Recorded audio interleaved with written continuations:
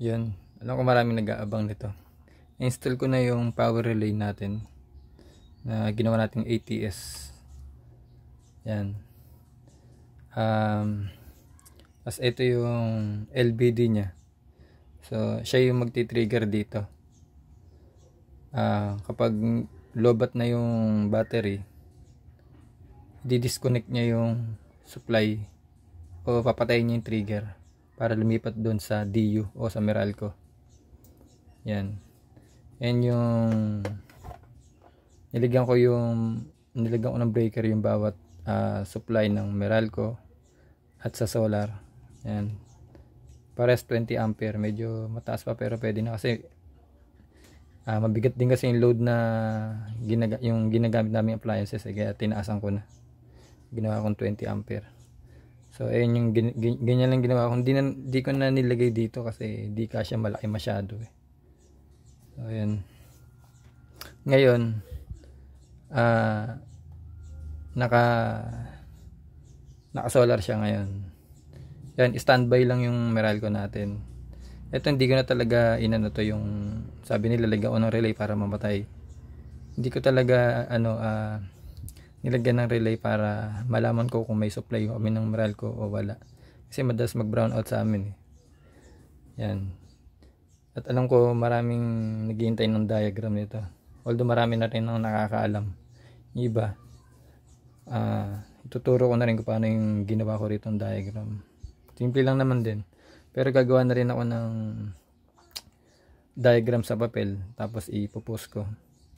Para yung iba, para mas maintindihan nila kung nalilito sila. So, simple lang naman. Una, dapat alam nyo yung diagram nito. Nung binili ko to, tinignan ko yung mga picture nya. Nasa ano naman yan, kung ano ba rito yung normally close or nasa yung normally open at nasa yung trigger at nasa yung pinaka out nya o yung public nya. Ang ginawa ko dito sa normally close, dyan sa baba na yan, dyan ko nilagay yung Meralco.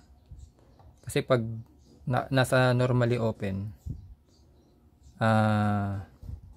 kumbaga pag tinrigger nito, bigla siyang magko-contact o mapupunta dun sa yung normally open, magiging normally close. Kaya dapat nasa normally close yung Meralco para kapag nag-connect to o nagkaroon ng supply yung trigger nito na galing dito sa LBD, automatic mapupunta siya sa yung sa normally open, doon siya mapupunta. Kaya doon nilagay yung solar. Ngayon pag na-disconnect to or na-lobat to, automatic pupunta siya sa normally close kung saan nalagay yung Meralco natin. Bali yung supply nga pala nitong LBD natin, kinuha ko lang siya dito pupunta sa battery. Pansamantala lang, pero niligaw na rin ng fuse. Pansamantala lang. Kumbaga ito, bala ko kasi lagyan ng switch to para pag gusto kong patayin, o gusto kong i-charge muna yung battery nito,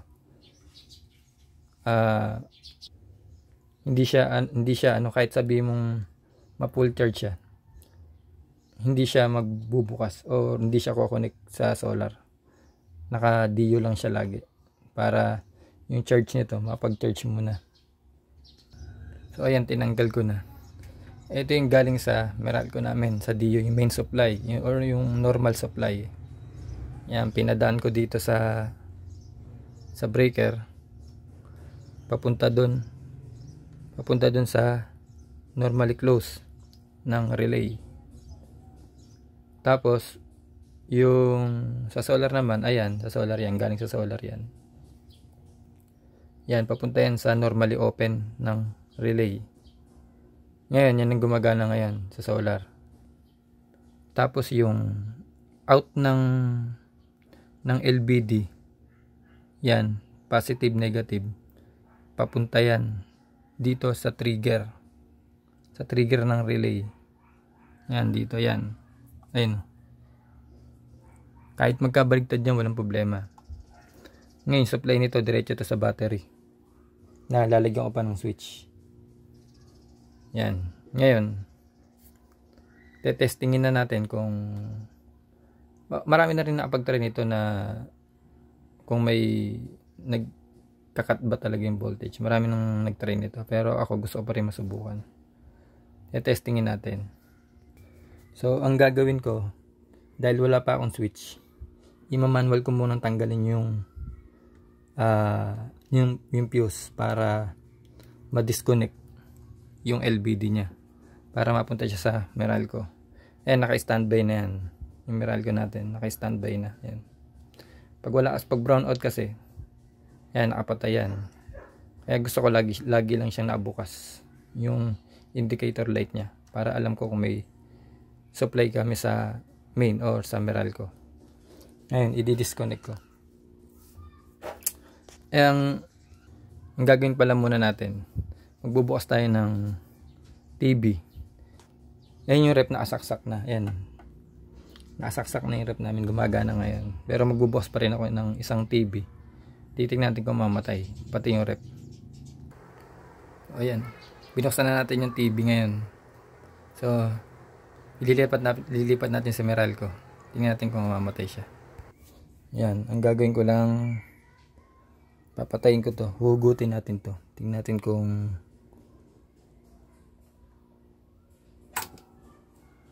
ayan, nasa Meralco na siya. Tingnan natin ngayon yung hinugot ko na. Patay ng LVD.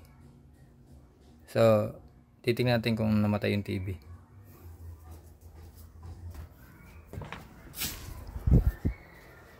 Yun. Hindi siya namatay.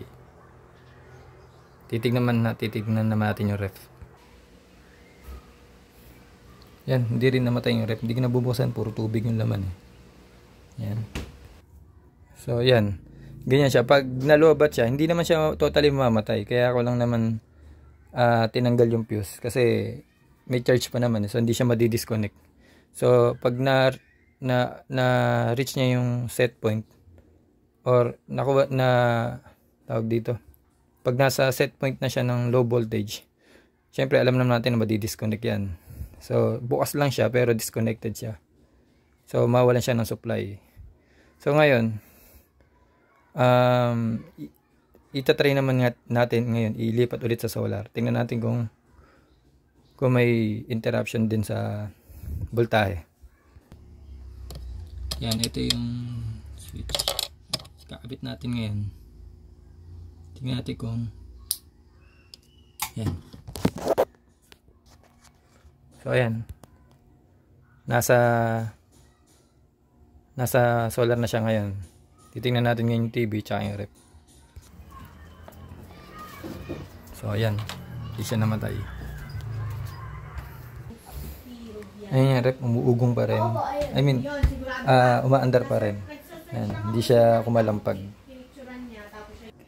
So ayan, okay na yung ginawa natin, o ginawa nating ATS na power relay. Yan, LVD naka-set point siya sa 24.6. So kung sa 12 volts 22.3 ay 12.3 ang low voltage niya. So ang ginawa ko 24.6. Tapos magre-reconnect siya ng 26.3. Ayun ang sinet ko. So yun lang. Yung sa diagram ipopost ko rin or PM nyo ako kasi gagawa ako sa papel para mas maliwanag o mas malinaw.